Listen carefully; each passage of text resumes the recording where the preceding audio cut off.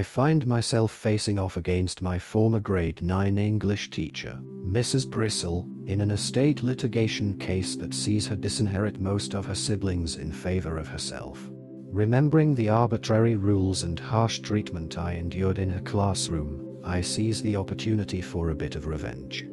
I was pushing 40 when Mrs. Bristle's file hit my desk. Some estate litigation where a mother's last will and testament left my clients next to nothing, and gave their sister, Mrs. Bristle, pretty well the entire estate. When I saw the defendant's name it looked familiar, and after a bit of googling, I confirmed what I suspected. The defendant, Mrs. Bristle, was my former grade 9 English teacher. I remembered Mrs. Bristle very well. She was supposed to be teaching us the wonders of English literature, but what she really taught us were her rules, by which she meant her arbitrary whims, expressed in vague language, backed up by petty punishments for non-compliance. There was an art to getting along with Mrs. Bristle, and while most of the other kids learned it easily enough, somehow I did not. I have trouble learning unwritten rules, and in Mrs. Bristle's class where unwritten and constantly changing rules were the order of the day, I didn't stand a chance. Mrs. Bristle admonished me almost daily for not paying attention. I did detentions, rewrote assignments, and made visits to the principal's office, all because I apparently wasn't listening, wasn't doing what I was told. Mrs. Bristle often took me to task for missing some obvious but unstated part of an assignment. One time I handed in a sonnet, and received an F, because the rhyming pattern was Petrarchan, not Shakespearean. But she would be nice to me, Mrs. Bristle would always say when she tossed my work back at me. She would give me another chance to hand the assignment in with the arbitrary changes she required, in the end giving me a good mark, but then heavily downgraded for being late. Mrs. Bristle's case worked its way through the early stages, and every time I exchanged an email with her as she claimed she didn't need a lawyer, I thought about the unpleasant time I'd spent in her class. I had a rough time in high school, and I always resent anything that makes me dwell on it. After a few months, the case was ready for the next stage. It was time to examine Mrs. Bristle, to find out why she thought her mother wanted to disinherit most of the family and enrich Mrs. Bristle alone. I showed up at the court reporter's office early as usual, to get set up. "What's up?" Adam asked.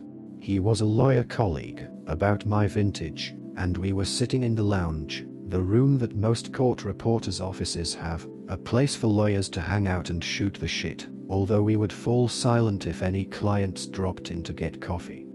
"I'm going to examine my grade 9 English teacher today," I said, "and it's going to be fun." I explained how she'd hated me back in the day, and had done her best to make my life hell. "What's the case about?" Adam said. Adam had been around the block, same as me, and it took only a few words for me to summarize everything that mattered in the file. A state fight, 1 sibling against 4, undue influence, holograph will cutting out most of the siblings, competing with an older will, a formal one, where the shares are equal. Adam nodded appreciatively. "Nice fees, if the estate's got the cash." "It does," I said. We chatted for a bit, and then sat there in silence as we each did the last bit of prep for the cases we had that day, making notes, reading documents and drinking coffee. My alarm dinged just before 10, and I made my way to the examination room, and Mrs. Bristle, the teacher who'd greatly disliked the grade 9 version of me. I was curious to see if she would like the older version any better. The examination started, and Mrs. Bristle and I sparred for a while, me tossing vague questions her way, and criticizing her when she did not understand. I kept her on the defensive for close to 3 hours, until it was getting on to 1. "Aren't you in a conflict or something?" she said to me just before the lunch break, when she'd finally made the connection, and understood that the lawyer asking her questions was a former student. "No conflict," I said, dismissing her concerns with a wave of my hand. "During the lunch break, there's something I need you to do." "I don't want to answer questions during lunch. I need a break." The examination had been rough on Mrs. Bristle. She was not used to being asked questions, to being held to account, to being constantly challenged, and even having her grammar corrected now and again. You'll get your lunch break. But while you're eating a sandwich or whatever, keep this copy of the holograph will next to you. The will on which Mrs. Bristle's case relied was a holograph will, meaning that Mrs. Bristle's mother had written the will entirely in hand from start to finish. The mother, or more likely, Mrs. Bristle herself, had downloaded a holograph will form from the web and had completed it in accordance with the website's instructions. Holograph wills are special. You can do a holograph will without a witness, without a lawyer, without anything at all, so long as you did it right. But if you got anything wrong, if you messed up in any way, it was invalid. You want me to read the will again over lunch? Mrs. Bristle said. No. Instead, I want you to make a handwritten copy of it. You want me to write it out? Whatever for? There's an allegation that the will wasn't written by your mother, and that you wrote it up instead. An allegation that I'd made up myself, that morning, while I was sitting in the lawyer's lounge, drinking coffee and munching on a muffin. My clients had not challenged the will's handwriting. It was obviously their mother's, totally different from Mrs. Bristle's own writing. But I had decided otherwise. Mrs. Bristle was appropriately outraged at being unjustly accused of forgery. Said she could prove it wasn't her handwriting, could absolutely prove it. Then let's settle the forgery issue once and for all, I said. Write out the will in your own hand, so that our document experts can examine it, compare it with the original, and make a determination. I don't need the entire lunch break for that, Mrs. Bristle said, and I'd rather eat lunch at the restaurant downstairs. The will was barely a page long, at most 300 words, that being all it took for the mother to allegedly disinherit most of her children, and inexplicably leave everything to Mrs. Bristle. The mother had written up the will herself, but she'd been 90 at the time, while living in Mrs. Bristle's house, and very much under her influence. I've retained 5 different experts, I said, and each of them will need copies. 5 experts? Why so many experts? Each expert needs 10 samples, for comparison purposes. It's going to take you a while, Mrs. Bristle. I suggest you get started. I overrode her protests, and once she started to write, I left her in the room, and went to the lawyer's lounge to eat their small sandwiches and drink more of the excellent coffee. After a while I stopped by the examination room to look in on Mrs. Bristle. I wanted to check in on her progress. Mrs. Bristle asked for more time, complained of writer's cramp, and asked me again if it was really necessary for her to write out the holograph will 50 times in her own hand, and I assured her that there was nothing for it, that it was absolutely necessary.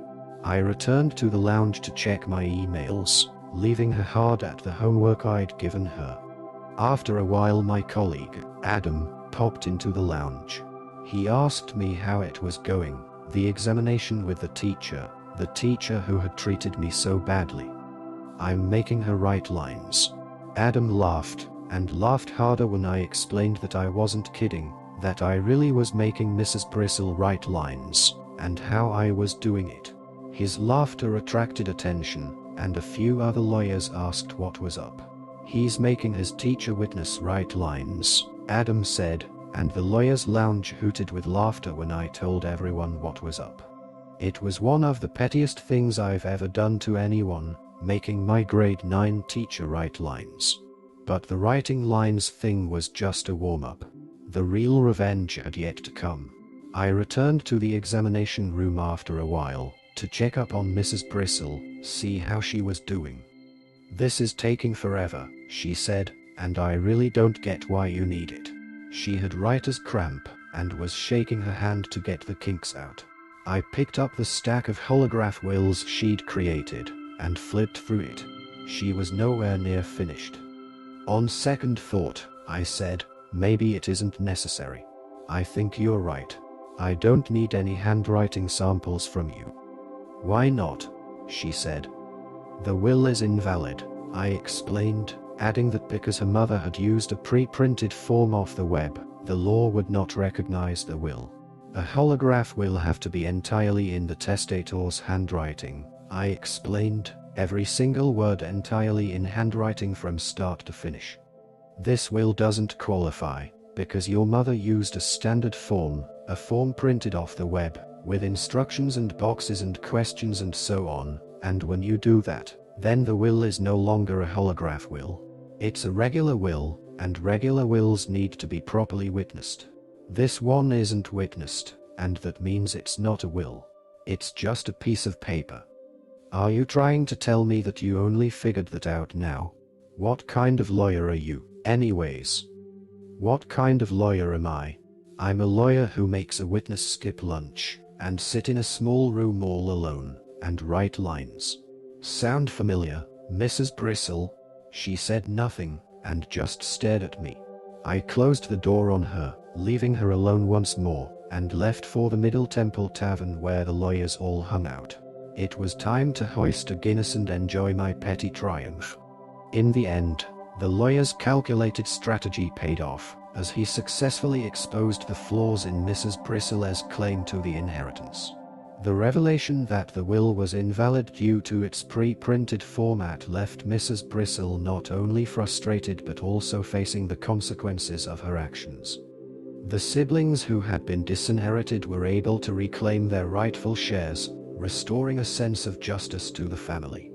Meanwhile, the lawyer relished the ironic twist of making his former teacher, who had once made his life so difficult, endure a situation that mirrored her own arbitrary punishments.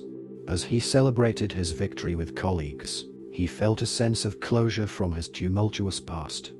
The case served as a powerful reminder of the complexities of human relationships and the unexpected ways in which justice can be served, leaving all involved to reflect on the lessons learned from their encounters in the courtroom.